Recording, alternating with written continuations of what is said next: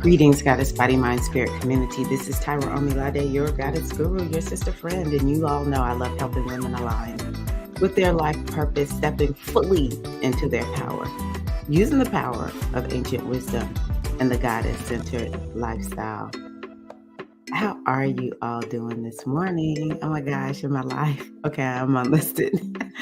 I wanted to get on and make a video this morning. It's the morning of the new moon in Scorpio. And wow, what do I have on my mind? Trauma. This is really a video that is inspired by a coachee who I've been having conversations about how do you heal from trauma. And so I thought, you know what? I'm going to make this video because there's a lot of us out here dealing with trauma. Don't even know we have trauma. Once we figure it out, it's like, okay, what do I do with all this? Huh? Okay, so yeah. So appropriate, so apropos for and I just drank something that has fizziness in it, so pardon that little belch. So trauma is something that actually is very much connected to this moon in Scorpio. It's not even just a new moon in Scorpio. This is an eclipse, so it's so appropriate for us to be talking about. Let me see, can I change? Hold on one second. Yeah, I'm changing it to purple because Scorpio, that's a color that I associate with purple. I mean, with Scorpio, that's what I have on my purple. Let's turn up the purple, queens. It's also the energy of Oya. I mean, the color of Oya. This is one of her colors, the goddess of transformation and the Yoruba Ifa tradition. So, yeah, just let's talk about trauma as well as my main thing that I want to talk about is how do we move past it? How do we navigate it? Because baby, trust me, trauma may end up for a lot of us being a faithful traveling companion. Okay. So let me see here. Okay. So what I want to start off by talking about is number one, it's important for us to understand that if we have a framework that we live according to, traversing this trauma landscape that we all experience on some level becomes more doable, because part of what goes on is we have these wounds, and a lot of them are from our childhood. Some of them could be other lifetime if you subscribe to that. Also, some of them can be generational from our ancestors. And I do just kind of include like this general energy, like all women are experiencing the wound that, for instance, women started experiencing, millennia ago. And it's just kind of like in the ether when we're born. As soon as you're born into it, I heard a Babalawo friend was helping me with an Eleke ceremony. He was like, as soon as you come out that birth canal, boom, it's like immediate. There's a programming that hits you. And it's just the energy that we're born into at the time. And part of that for us is this generational stuff that may not come from our bloodline. And so the way the subconscious mind, most of us have trouble healing trauma because we don't understand all the different parts of ourselves. And once we do understand this, we understand, okay, this is how things get set up. And then this is how we navigate our way to a new place based on understanding how the subconscious mind works. And so the subconscious mind, it is designed to keep you alive. And so anything that is a threat, and it could be a thought, it could be, you saw something. Like for me, some of the trauma from my childhood is what I witnessed is not so much what was inflicted on my body. It could be, of course, the infliction of the wounding, the pain, all of these different types of trauma, neglect, abuse, whatever it is. And of course, we have to say sexual abuse when we're talking about Scorpio. Come on now, Tyra. the subconscious mind, to help you to be able to survive it, it will push it as far down deep into your subconscious mind or into itself until to keep you alive and keep you safe. And it knows that it needs to be resolved, and it will be doing things throughout our lives to help us to bring this back up and resolve it. And part of it is it's waiting to realize, oh, she wants to heal up, right? And then it'll bring it up. But a lot of times when we're healing, we think we're healing so that we can feel better, when actually it is to feel better, but healing is about going through. I've heard people say things like, you got to feel it to heal it. And so that is something I have found to be true. And this is the reason why the subconscious mind is going to push it down. And then once we're like, I'm ready to get healed up, as soon as it hears that, it's like, oh, girl, we've been waiting to heal this for years, decades, right? And so it brings it up. But because a lot of us aren't used to, or we don't understand how this process works, we think something is wrong. Prior to that, oftentimes, that trauma that is suppressed within us, it's like a program in a computer. It's a program operating within us. And so we are attracting to us more experiences like that, or similar, or the experiences that we attract to us reflect that trauma. And for some of us, we got arrested. Our development got arrested in childhood. And so, we'll be doing things maybe differently from our peer group. um, or another thing is we can feel it, and we start doing things to cope and live with it, suppressed into our subconscious. And so, the subconscious mind does get to that point once we want to heal our trauma, and it will say, okay, let's do it. And now the key is to stick with it. That is the number one thing. Like the gift of your ish, let me not cuss, the ish rising to the top, and you feeling it, and it hurts. Because see, a lot of people, that pain of revisiting it, it seems like I can't do this. I used to think, if I let this come up, I don't even know if I'm gonna be able to just survive it. But this is when you have to get that support. You don't need to go through trauma alone, trauma healing alone, because a lot of times what's going to happen is you're going to need that support. But make no mistake about it, the path to healing trauma is you making that choice. It's just how it is. And I want to be somebody who is very honest with you all. And it is my experience. We cannot bypass it. It is truly about acknowledging it, facing it, and letting it go. So the next thing that I want y'all to understand is that part of what the lesson is from the trauma is, or the trauma healing is, we lived under one story for so long that we think that this is truth. Many of us walk around here and it's like we are attached to our trauma, even though we're working to heal from it, but we see it as law. This thing about me is law. When the way things work is, you get to program your subconscious mind to believe, feel, think however you want. And the quicker you release the trauma, or at least acknowledge my trauma is a little bit of a traveling buddy with me until I can get it all up, because I don't know what's all down there. A lot of us got a blind spot. That trauma's all down in there, and we don't even know it's there. We just think, I don't know why I have like this emotional issue, or why this part of my life is so effed up. Like everything else is great, but this is so effed up. And then once we really begin to recognize, oh, this traumatic thing happened to me and it set in motion, this area of my life is really a wreck. And so now I got to clean it up. I got to get myself all healed up.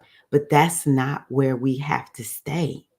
Okay. Just because you find yourself in a particular condition in life doesn't mean you're destined to stay in that condition. You get to write another story.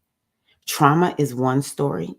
And what we have to do is, this energy of Scorpio is about taking that trauma, composting it. I talk oftentimes about they'll do ED.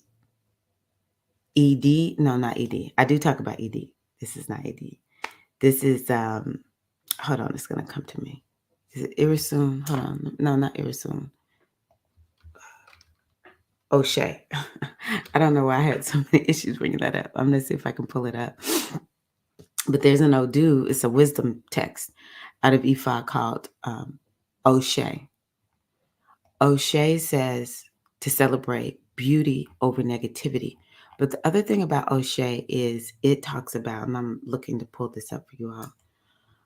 The other thing about O'Shea is it talks about, let me pull this up so y'all can see it. For me, I like to see stuff. It like really drives in the lesson.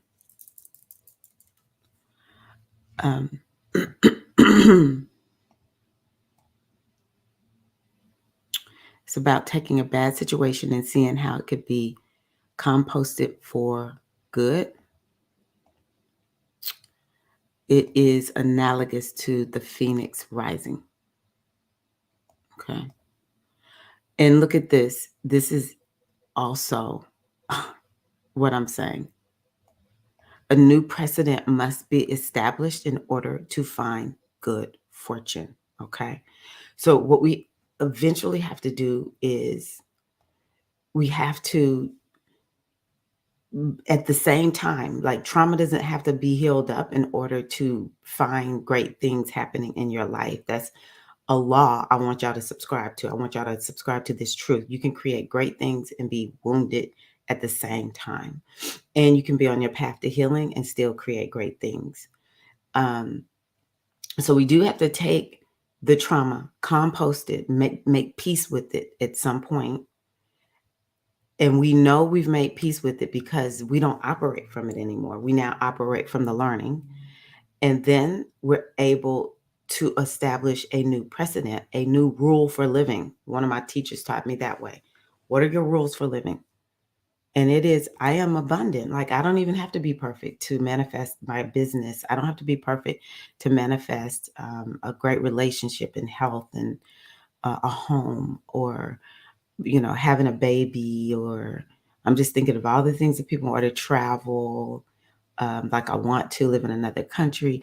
I don't have to be perfect. I don't have to be all healed up. None of that. I get to do all of that exactly how I am. And so it's very important for everyone to realize that this trauma healing is just a part of being human. Sometimes I used to kind of get a little bit irritated with Buddhist teachings because it's kind of like, I don't know, kind of like, well, we're just here to suffer, and, just suffering is a part of life. And it just kind of, I don't know, it didn't feel aspirational. I believe in combining multiple teachings from the different cultures, but I will say it is some of the Buddhist teachings that are really helping me, that if I accept that suffering is a part of life, then maybe I don't think anything is wrong, and I can just do what I need to do to get myself healed up. The other thing that I'll say in addition to that is really important to understand that this is a lifelong process. In modern day culture, microwave culture, we don't exactly know how to stick and stay. It's like, oh, I feel better. So, maybe we start slipping and doing things that are not nourishing and healing and, facing our trauma. But one thing I learned from one of the best manifestation teachers I know is, I was like, what's the difference between her and me? She's young enough to be my daughter. She just turned 30. She's a millionaire, multimillionaire at this point. And when I started taking her classes, I was like, what's the difference? I know what she knows. Well, the difference is she rinses and repeats everything day in and day out. She is facing like what's coming up and healing it and not diving down into it like, okay, this is my story for the day. I got to, go with this drama and this trauma. It's more of I accept it's going to come up. And there are some healing things I'll need to do. And by the same token, I'm gonna make sure it doesn't set in my system. And you know, and she recognizes that she can have abundance and be, flawed at the same time. We see it every day in these ultra successful people when we really begin to find the truth out about them. Like, in my mind, I think about Billie Holiday.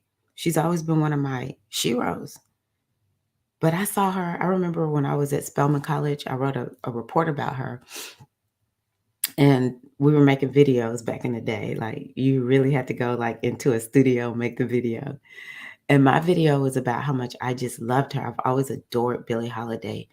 And to know her life, that she was born to teen parents, and it was just a lot of drama and trauma, and just being raised up in a time anyway where there was so much oppression of Black people, that it was no wonder that maybe she would end up doing something that was very cutting edge, not feeling supported, not being a whole human, but she still did her art anyway and birthed a whole new style of singing. Do people talk about Billie Holiday all the time? No, but it is undeniable that her style of singing is still touching us to this day. And we could look at her as somebody that's horribly flawed, being around people who are just like helping her have this addiction and sending her to an early grave. Um, but she did something great despite, right? We can do the same thing. We see these ultra millionaires um, doing that. Like, we know they are fatally flawed in a number of ways as we watch their lives unfold. And I'm just using the different examples because I know capitalism makes people not care about money, but I'm telling y'all, that sentiment, the being turned off by ultra wealthy people, I think it's a part of the wounding to a certain degree, and it keeps us stuck. And I just think that it's kind of like, which I don't believe in being ultra wealthy. I believe in being wealthy, but it is to an excess. So I think one of my point is, we need to find people who are wealthy and doing good things with their money and see that they're flawed too.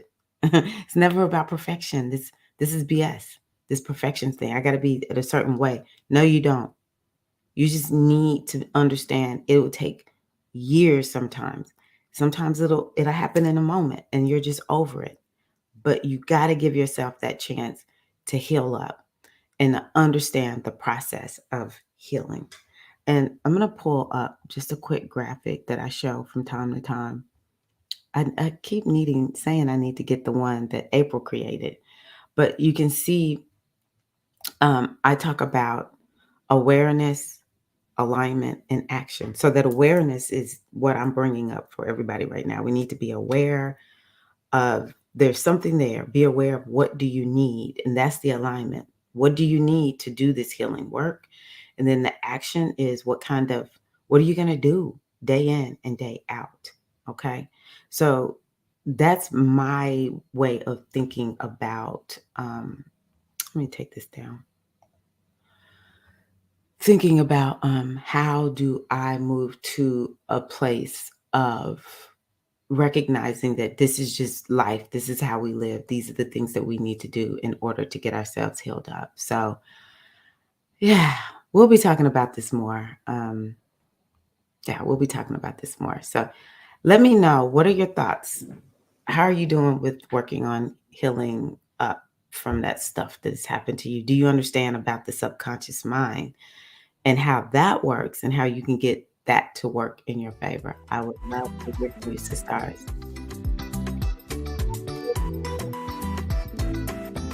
New moon. Take advantage of it.